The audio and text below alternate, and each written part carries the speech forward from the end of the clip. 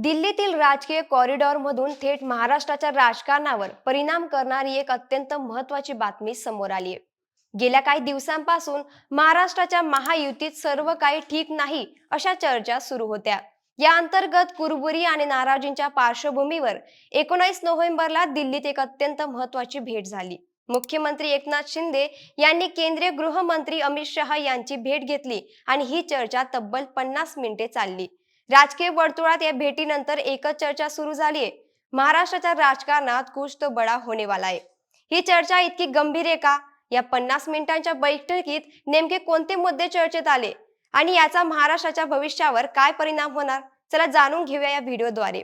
नमस्कार, मी किमया चौधरी आणि तुम्ही पाहतात बोलेमेच. मुख्यमंत्री एकनाथ शिंदे यांनी केंद्रीय गृहमंत्री अमित शहा यांची दिल्लीत भेट घेतली. ही बैठक तब्बल 50 मिनिटे चालली, जी राजकीय घडामोडींसाठी खूप महत्त्वपूर्ण मानली जाते. भेटीमागचे मुख्य कारण म्हणजे अंतर्गत नाराजी.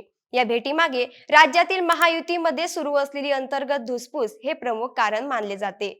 शिवसेना शिंदे गट, भाजप आणि राष्ट्रवादी अजित पवार गट या तीन पक्षांच्या युतीत समन्वय नसल्याचा आणि कुरबुरीच्या तक्रारी वाढल्या होत्या. सूत्रांनी दिलेल्या माहितीनुसार मुख्यमंत्र्यांनी अमित शहा यांच्याकडे युतीमधील काही घटक पक्षांच्या, विशेषतः भाजपच्या काही नेत्यांच्या असहकार्याबद्दल आणि वारंवार होत असलेल्या अनावश्यक टीका-टिप्पणींबद्दल थेट तक्रार केली असल्याची शक्यता वर्तवण्यात येते.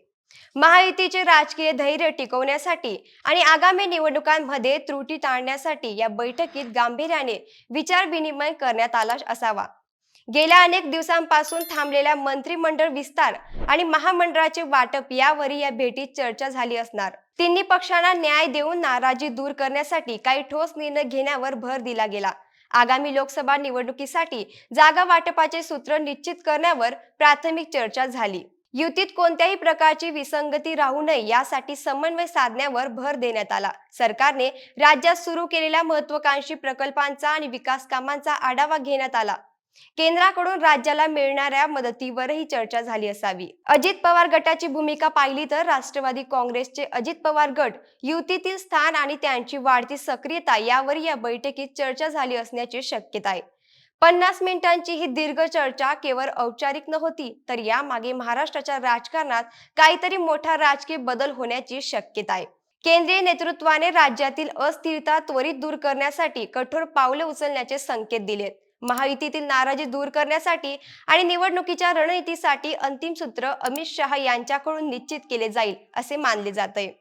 सर्वात मोठी शक्यता म्हणजे महायुतीतील अंतर्गत कुरबुरी संपवण्यासाठी तिन्ही पक्षांमध्ये समन्वय साधण्यासाठी एक उच्चस्तरीय समन्वय समिती स्थापन करण्याचा निर्णय घेतला जाऊ शकतो किंवा मंत्रिमंडळ विस्तार लवकर करून नाराजांना शांत केले जाऊ शकते.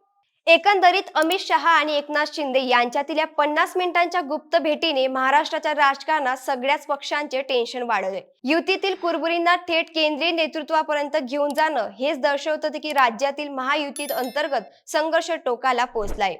आगामी काही दिवसात मंत्रिमंडळ विस्ताराचे तसेच महत्त्वाच्या धोरणात्मक निर्णयाचे पडसाद उमटण्याची शक्यता आहे.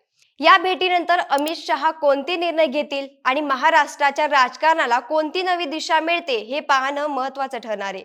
तुम्हाला काय वाटतं? महाराष्ट्राच्या राजकारणात हा मोठा राजकीय बदल नेमका कोणता असेल?